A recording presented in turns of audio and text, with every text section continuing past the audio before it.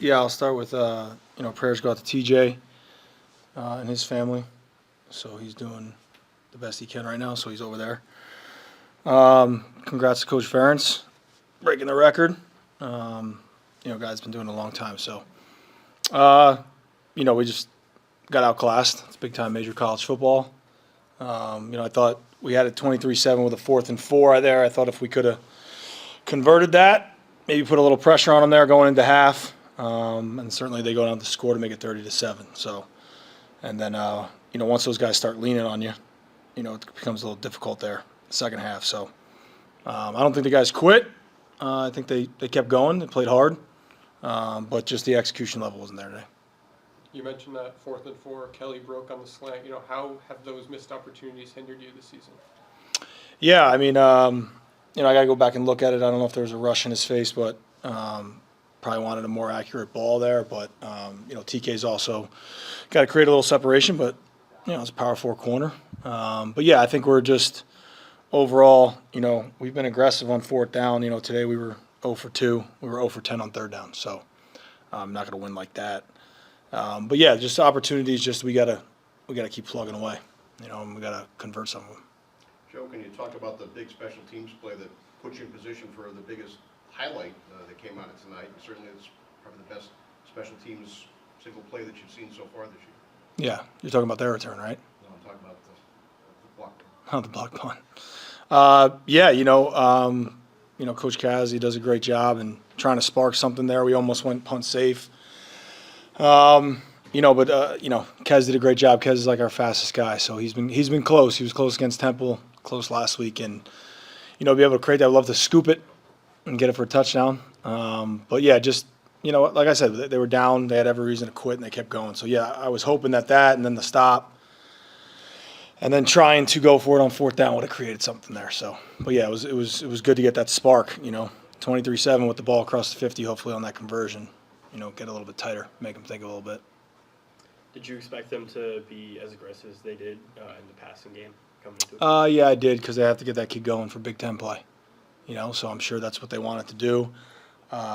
We tried to play a ton of zone tonight with all the injuries, so I think we got to just clean that up a little bit. But yeah, I expected them to throw him. They got to get him ready for Big Ten play. So, and I know from probably the way he's played the first 2 weeks, they weren't very happy with that for whatever reason. So they needed to get him going. So we did expect that.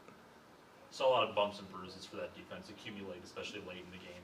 Was there anything you guys were doing to try to prevent that, or is it just a product of getting worn down as the game goes on? No, I just think it's, Big Ten isn't little people, right? It's big people. So, Maya, Mayute, TJ, obviously, Didi, Ryan, KB. We had Mike Pangaro and another safety, and they were like the 5th, 6th safeties on the trip. So is what it is. But, I think it was just wear and tear from a violent physical game, and that's what always happens when you play Iowa. What's your message to those guys that are kind of the 5th, 6th stringers to, get them motivated to play in a game they might not be expecting to play in? Yeah, I think, we've kind of been talking about that over the first couple of weeks with a bunch of injuries. You got to be ready. So, and the way we practice now, we really don't even go scout teams, kind of do some service where, one offense and 2 offenses up, and a lot of the defensive guys that play in the game are given the look. So, hopefully it pays benefits down the road, but creates a lot of things for those guys to be ready to go. So I was proud of them. Someone like Keith, who goes in there, did some good things. On the other side of special teams, obviously their kick and punt return game was a huge weapon for them tonight. Yeah, we coming out of the first half when he sparked a couple. That ball should have been out of bounds. It's a mistake by us. So we talked about it. They actually asked me at halftime in the interview. They said, "What's your plan for the return?" I said, "Kick it out of bounds."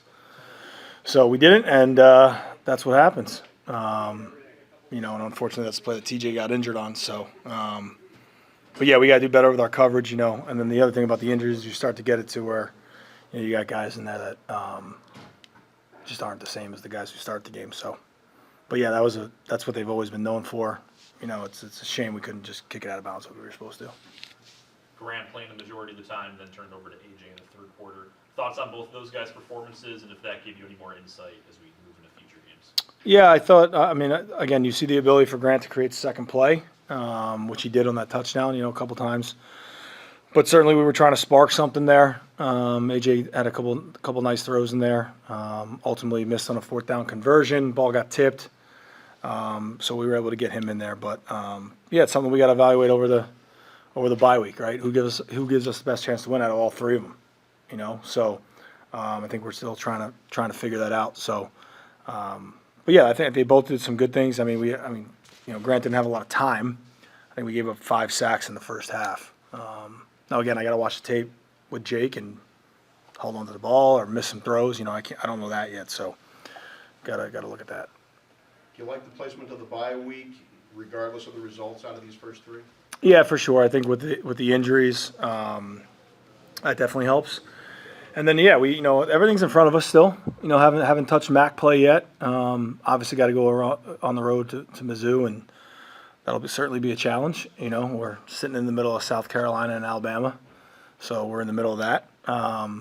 But yeah, I think the bye week's sitting at a point where it's certainly injury wise, and I think for us as coaches, we just really got to look at the first 3 games and see what we can do well. I mentioned the defensive adjustments we tried to make this game to slow down some things, and then we just got to see overall, you know, how we can put together and get this team to win.